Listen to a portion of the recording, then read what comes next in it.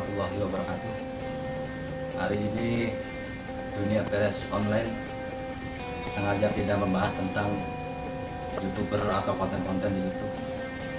Karena hari ini Minggu 16 Agustus 2020, Indramayu sebagai daerah kelahiran saya yang berada di Jawa Barat sedang berduka. Orang terbaik di Indramayu yang menjabat Bupati 2 periode hari ini berpulang sekitar pukul 9.15. Dan saya akan mengungkap beberapa hal tentang perjalanan beliau sesuai yang saya tahu. Nah, apa saja itu? Ayo kita lanjutkan. Jadi perlu diketahui bahwa saya menjadi wartawan di media cetak itu sejak tahun 1991. Dan saya mengenal sosok beliau, Bapak Irianto M.S. Sapudin atau yang akrab dengan Pak Yance ini, terutama pada saat pemilihan di Gedung Dewan tahun 2000. Saat itu Pak Yance menang mutlak. Karena tahun 2000 saat itu pemilu belum dilaksanakan secara langsung, tetapi melalui pemilihan di Gedung Dewan. Sejak saat itu saya mengenal beliau. Tapi jauh hari sebelum beliau mencalonkan, saya sudah tahu latar belakang beliau sebagai kontraktor. Setelah kontraktor, beliau sempat menyempatkan waktu menjadi jurnalis, menjadi wartawan di harian Pelita. Beberapa tahun menjadi wartawan, beliau kembali lagi menjadi kontraktor sampai akhirnya menjadi ketua Gapensi di Kabupaten Indramayu. Itu karir singkatnya sebelum beliau berkiprah di bidang dunia politik sampai akhirnya menjadi bupati dari tahun 2000 sampai dengan tahun 2010. Beliau 2 periode menjadi bupati Indramayu, banyak sekali perubahan yang saya rasakan. Pertama adalah beliau berhasil menghapus tradisi tawuran antar desa yang sebelum tahun 2000 itu sangat marak, hampir di 300 desa lebih yang terlibat konflik tawuran antar desa. Tapi setelah beliau menjadi bupati tahun 2000, setahap demi setahap, hanya waktu 1 tahun semenjak beliau dilantik menjadi bupati, mulai 2001 tidak ada lagi tawuran yang terjadi di Indramayu. Ini menurut saya prestasi yang luar biasa, karena sampai saat ini yang saya tahu di media cetak itu ataupun di media elektronik masih banyak terjadi tawuran di kota besar, di Jakarta dan kota-kota besar lainnya. Tapi Indramayu sejak beliau memimpin menjadi bupati tahun 2000 sampai 2001 membenahi dan akhirnya terbebas dari tawuran. Itu adalah prestasi beliau.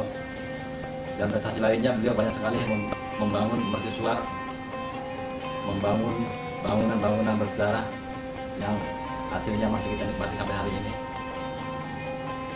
Sebut saja gelanggang olahraga yang di Indramayu saat ini punya 2 gelanggang olahraga, dan itu merupakan prestasi terbaik.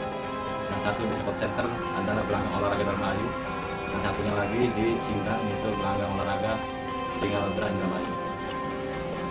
Selain itu juga beliau memulai membuat berbagai macam saluran-saluran pertanian yang sebelumnya tidak ada atau yang sebelumnya kecil. Sejak pemimpinan beliau dari tahun 2000 sampai 2010 banyak sekali saluran irigasi yang diperbaiki, termasuk membangun dam-dam, membangun pintu air, sehingga hal ini sangat dirasakan oleh para petani. Makanya tidak aneh kini Indramayu menjadi lumbung padi utama di Jawa Barat, menggeser atau melampaui Kabupaten Kerawang dalam hal produksi gabah terutamanya. Dan saya tahu persis beliau ini sangat konsen terhadap sektor pertanian, karena beliau adalah sosok yang cinta terhadap para petani, kehidupan petani, dan beliau adalah tahu persis tentang bagaimana lika-liku seorang petani. Makanya tidak aneh ketika Indramayu mendadak dinobatkan menjadi daerah lumbung padi utama Jawa Barat. Itu semata-mata karena banyak sekali perbaikan-perbaikan atau pembangunan infrastruktur yang berkaitan dengan pertanian. Di sektor perikanan juga beliau sangat konsen. Terbukti banyak sekali bangunan-bangunan, akses jalan ke tempat pelelangan ikan yang dibangun sangat bagus. Ini sangat menunjang sekali untuk kontribusi untuk distribusi sektor perikanan. Sebut saja di Tegalagung, di Karangsong, di Eretan Wetan, dan Eretan Kulon, akses jalan ke sana sangat luas, sehingga memberi kesempatan kepada para bakul dari luar daerah untuk membeli ikan hasil tangkapan Indramayu. Itu dari sektor perikanan. Sementara dari sektor olahraga juga banyak sekali prestasi-prestasi yang diukir kontingen Indramayu pada tahun 2003. Saat itu beliau menjabat bupati pada periode pertama antara tahun 2000 sampai 2005. Di situ ada pekan olahraga daerah atau Porda. Pada saat Porda itulah Indramayu menunjukkan prestasinya menjadi daerah dengan perolehan emas yang banyak dan juga perolehan perak yang tinggi. Dan atlet-atlet dari Indramayu sendiri saat itu sangat diperhatikan dari pihak baik dari visi, dari perhatian kesehatan, bahkan sampai dengan salary atau reward keberhasilan mereka. Dan ini diikuti bukan hanya pada waktu periode pertama, tapi diikuti pada waktu periode kedua, yaitu 2005 sampai 2010. Banyak sekali atlet dari Indramayu yang menonjol di event provinsi maupun event nasional. Itu dari sektor olahraga. Dan di sektor pendidikan pun tidak kalah bagusnya. 2 periode dari tahun 2000 sampai 2010 beliau banyak sekali membangun gedung-gedung sekolah, baik sekolah tingkat dasar, lanjutan pertama, SMK sampai perguruan tinggi.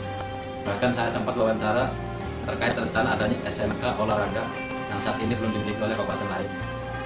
Dan berikut ini adalah wawancara kami terkait dengan rencana beliau pada saat merencanakan akan membangun SMK olahraga. Kita tahun anggaran berapa ya? Realisasinya? Iya ya tadi kita kan lagi pikirkan kalau bicara masalah olahraga ini kira-kira kita ini bisa menciptakan industri olahraga, industri segala macam, dan itu kan perlu pekajian yang matang nanti dengan dinas pendidikan termasuk dengan ketua KONI-nya, KONI Indramayu itu bagaimana kira-kira. Sebab ini kan harus dihitung rasio jumlah peminat segala macam. Ya, kira-kira jangan sampai udah bangun gedung SMK sing sekolah laka. Jadi itu harus ada kajian-kajian macam itu. Itu dari sektor pendidikan. Dari sektor kesehatan pun beliau banyak sekali membangun balai pengobatan, membangun puskesmas, baik dari tingkat kecamatan, bahkan ada beberapa puskesmas yang dibangun sebagai puskesmas pembantu. Ini sangat membantu masyarakat yang ada di perkampungan yang mereka tidak bisa pergi ke kota, sehingga mereka berobat di tempat yang sangat dekat dengan pemimpinan, yaitu namanya puskesmas pembantu. Jadi banyak sekali kenangan yang saya dapatkan selama saya menekuni sebagai jurnalis, yang saya seringkali meliput kegiatan beliau, baik kedinasan skala lokal maupun skala provinsi. Saya banyak sekali mengetahui tentang sepak terjang beliau dalam memajukan Indramayu. Saya atas nama dunia pers online mengucapkan bela sungkawa. Mudah-mudahan beliau husnul khotimah, menjadi ahli surga, dan keluarga yang ditinggalkan semoga diberi ketabahan dan tetap melanjutkan perjuangan beliau, terutama buat Mas Daniel bersemangat untuk melanjutkan perjuangan beliau sehingga Indramayu akan lebih maju lagi. Dengan saja ulasan dunia pers online, mudah-mudahan bermanfaat. Assalamualaikum warahmatullahi wabarakatuh.